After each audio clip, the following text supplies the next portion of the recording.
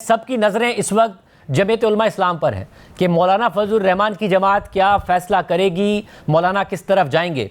आज जब आपने ये जुमला कहा कि कोई और इस कॉन्फ्रेंस को कामयाब बनाता या ना बनाता, हुकूमत ने इसे कामयाब बनाने में अपना मुकम्मल किरदार अदा किया है, तो क्या हुकूमत ने आज आपको और इस अपोजिशन इत्तेहाद को या तहरीक इंसाफ को करीब लाने में भी बहुत बड़ा किरदार अदा किया है? क्योंकि कल शाहिद खान अब्बासी साहब ने भी हमारे प्रोग्राम में कहा कि अभी इख्तलाफात बाकी हैं आप दोनों के। हाँ, इख्तलाफात यकीनन बाकी हैं और इख्तलाफात अभी तक वो रिजॉल्व नहीं हुए, मगर कम अज़ कम हम कुछ इश्यूज़ पे इकट्ठे हैं। उसमें एक इशू ये है कि इलेक्शन एज ए होल 2024 का, उसमें सूबे भी शामिल हैं। वो सारा धांधली ज़दा है और ये धांधली हमेशा से होती आई है, मगर इस दफ़ा धांधली ने अपना रिकॉर्ड तोड़ा है। दस्तूर की पामाली यकीनन हो रही है और इस बात में भी कोई हमारा इख्तलाफ नहीं है। जद्दोजहद का तरीका जो है, इस पे इख्तलाफ हो सकता है, मिल के चलना या ना चलना इस पे इख्तलाफ हो सकता है, और वो मामला जो है वो अब तक हल तलब है। और अगर आज ये करने दी जाती कॉन्फ्रेंस बाकायदा तौर पर जिससे प्लान था, तो क्या मौलाना ऑनलाइन खिताब करते इससे या ना करते? मौलाना मदीने में है और मदीने का एक अपना एहतराम है, और मेरा ख्याल है कि वहाँ जब कोई शख्स इबादत के लिए गया हो तो वो फिर इबादत ही करे। ये तय था पार्टी के अंदर कि हैदरी साहब की सरबराही में, जो कि हमारे जनरल सेक्रेटरी हैं, मैं और वो जो है वो आएंगे और वहाँ पे अपनी अपनी बात रखेंगे। हम आए, अपनी बात रखी, और वो कि हम इस इत्तेहाद का हिस्सा नहीं है, मगर बतौर मुबस्सर, बतौर ऑब्जर्वर हम वहाँ पे आए और अपनी बात हमने रखी है वहाँ पे। और आपके इस इत्तेहाद का हिस्सा बनना इसी बात से जुड़ा है कि आपके और तहरीक इंसाफ के आपस के इख्तलाफात ख़त्म होते हैं या नहीं? ऐसा है कि हमारा एक माजी तो यकीनन रहा है, और वो माजी जो है वो तल्ख है। उसको तल्ख माजी को हमने वर्किंग रिलेशनशिप में कन्वर्ट किया है। हमने उसको इस हद तक ले आए कि हमने आपस में एक दूसरे को इंगेज किया मुख्तलिफ बातों पे, और हम इकट्ठे जो है वो खाना खाने की हद तक या बातचीत की हद तक या तनकीद न करने की हद तक आ गए हैं। अब मज़ीद आगे बढ़ना जो है कुछ चीज़ों से मशरूत है, और वो चीज़ें जब हो जाएंगी, जब वो मामला सेटल हो जाएंगे, फिर उसके बाद हमको अब तक ये भी पता नहीं है कि जदोजहद का तरीक़ाकार क्या है दोस्तों के जहन में। आया उस जदोजहद के तरीके को हम उसको एक्सेप्ट कर सकते हैं, नहीं कर सकते। हम कुछ क्लैरिटीज़ जो है ना वो हमको रिक्वायर्ड है, कुछ क्लैरिटीज़ मिलेंगी तो फिर हम आगे बढ़ पाएंगे। तो as of now Tehreek Insaf कह रही है कि ईद के बाद हम सड़कों पर होंगे, मुल्क गिर एहतजाज होगा। एज ऑफ नाउ ये कहा जा सकता है कि उस एहतजाज में JUI नहीं होगी, या आप सोचेंगे? ये बात प्री मैच्योर है कि होगी या नहीं होगी, मगर अभी तक कोई ऐसा डिसीजन नहीं है, और हम ऐसा डिसीजन कर भी नहीं सकते अनलेस कि हमारी बॉडीज जो है वो इस बात को डिसाइड कर दें। हमारी जनरल काउंसिल का इजलास 20 अप्रैल को है, और उसके बाद फिर शूरा बुलाई जाएगी, उसके बाद फिर आमला बुलाई जाएगी। तो अनलेस कि जो ना हमारी बॉडीज जो है वो किसी प्रोग्राम को अप्रूव करें, हम इस वक्त तक जो है वो नहीं कह सकते कि हम क्या करेंगे। साहब, मगर आपने अपने तहफ़्फ़ुज़ात असद कैसर साहब को बताए थे, गालिबन आप मीडिया पे बात कह चुके हैं, तो तहफ़्फ़ुज़ात बताए हुए आपको बड़ा टाइम हो गया, उनकी तरफ से जवाब नहीं आया? 12 या 13 तारीख को हमने अपने तहफ़्फ़ुज़ात जो है वो कन्वे कर दिए थे। 12 तारीख मुझे मेरा ख्याल याद पड़ती है, 12 को कन्वे कर दिए थे। फिर हुसैन साहब ने 13 को मुझसे वो सब बातें जो है वो रिपीट करवाई थी। उन्होंने कहा था कि जी आप दोबारा रिपीट कर दें, मैं नाम नहीं बताऊँगा किसको बताने।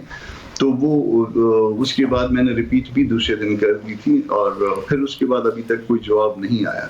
तो जब तक जवाब नहीं आएगा, मैं मौलाना को कन्वे नहीं कर सकता या पार्टी को कन्वे नहीं कर सकता। तो जब तक कन्वे नहीं होगा उस वक्त तक कोई डिसीजन भी नहीं हो सकता। 2 हफ्ते हो गए आपको अपने तहफ़्फ़ुज़ात कन्वे किए हुए, आप कह रहे हैं जवाब उनकी तरफ से नहीं आया, तो मुलाकात तो आपकी होती होगी, इजलास में भी हुई होगी, तो उन्होंने क्या वजह बताई जवाब ना देने की? पहले जो वजह बताई गई थी, एक आध दफ़ा मैंने पूछा था, तो उन्होंने कहा कि जी खान साहब के केसेस जो है ना वो कोई उन्होंने लंबे जो है ना उसमें एडजमेंट डाल दी है, और इस वजह से मुलाकात नहीं हो पाई। फिर उसके बाद भी जवाब नहीं आया, तो फिर बार बार मुझे कहना जो है शायद अच्छा नहीं लग रहा था कि मैं अगर उन्होंने कुछ बताना होगा तो खुद बता देंगे। अगर कोई बात होगी ऐसी, या मौलाना साहब के इल्म में ले आएंगे या मेरे इल्म में ले आएंगे, मैं उनको कन्वे कर दूंगा। PTI की तरफ से अली बिन गंडापुर मौलाना के खिलाफ ज़ाहिर कंसिस्टेंट बयानात दे रहे थे, इस सब के बावजूद कि PTI आप लोगों को अप्रोच कर रही थी, उनका बतौर पार्टी सदर हटाया जाना क्या कहीं ना कहीं बर्फ पिघलाता है? नहीं, हम दूसरी पार्टी के किसी इंटरनल मामलात में मुदाखलत नहीं करते। हमें सुबह खैबर पख्तूनख्वा के इलेक्शंस के हवाले से जो है वो हमारी रिजर्वेशंस हैं, हम वहाँ पे ये हमारा इशू है यकीनन। मगर अली अमीन साहब जो है वो वहाँ पे सीएम रहें सीएम ना रहें, ये उनकी पार्टी का अपना मामला है। सब और अब 26वीं आईनी तरमीम के लिए आपकी जमात ने वोट दिया। आज तकारीर 26वीं आईनी तरमीम के खिलाफ हुई और कलअदम करार देने का मुतालबा भी तहरीक इंसाफ कर रही है, बहुत तनकीद करती है 26वीं आईनी तरमीम पर और पार्लियामेंट के इसमें किरदार पर, और आपका किरदार है इसमें।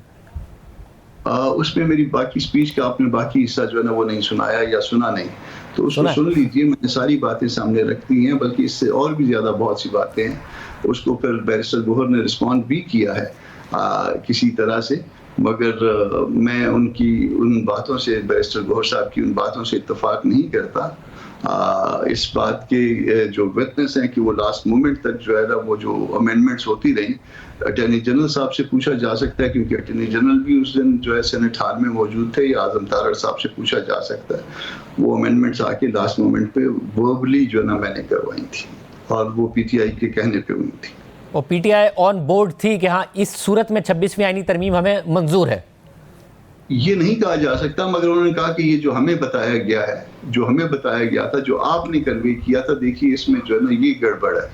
तो मैंने एक जगह पे मैंने उनके साथ एग्री किया था, मैंने कहा एक जगह पे ये गड़बड़ मौजूद है, दूसरी जगह पे वो गड़बड़ बन नहीं रही थी। वो बाद में मैंने गो के उसको भी कन्वे किया था, तारड़ साहब से कन्वे किया था, तो फिर जो उनके आर्गूमेंट थे उसमें वेट था।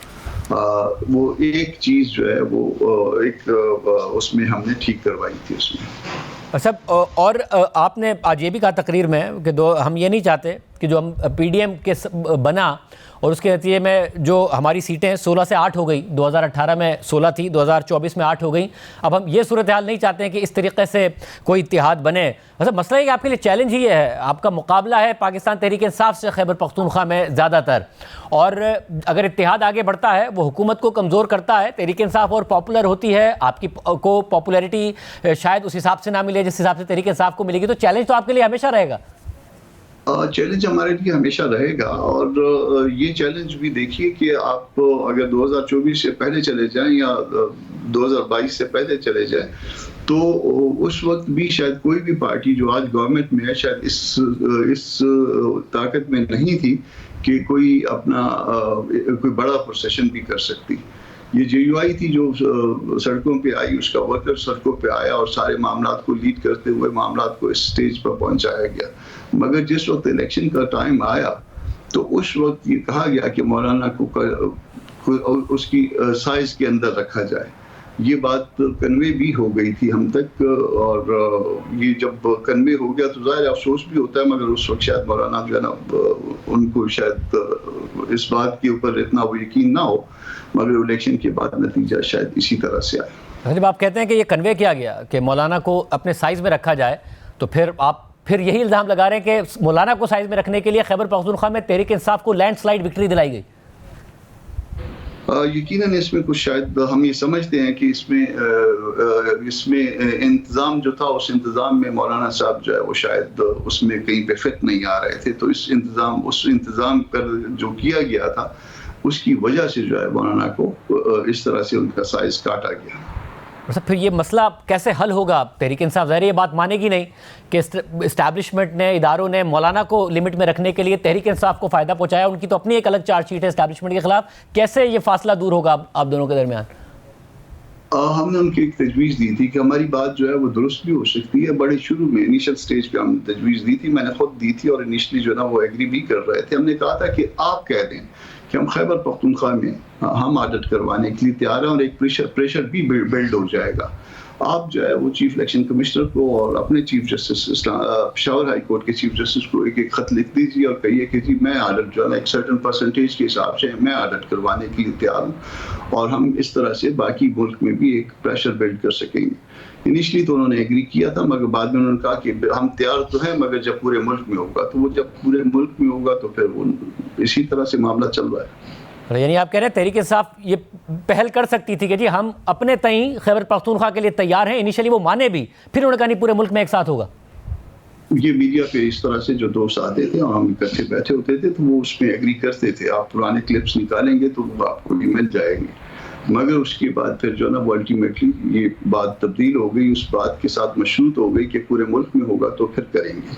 तो अब पूरे मुल्क में ना होगा तो फिर नहीं करेंगे, फिर इस तरह से मामला चल रहा है। वरना ये बात बड़ी आसानी से शायद सेटल हो जाती इनिशली कि कोई गड़बड़ अगर हुई है तो 10% 15% जो है ना वो हल्के खोल लिए जाते, उसका आदत हो जाता, फ्रांसिक हो जाता तो बात पता चल जाती, खैबर पख्तूनख्वा में पता चलती तो इसका असर जो है पूरे मुल्क में शायद पड़ता। साहब फिर ऐसी सूरत हाल में तो हुकूमत फिर क्या सुकून से रहे, क्योंकि आपके इस निज़ाम के साथ इख्तलाफ के ऊपर आपके तहरीक इंसाफ के साथ इख्तलाफ हावी है।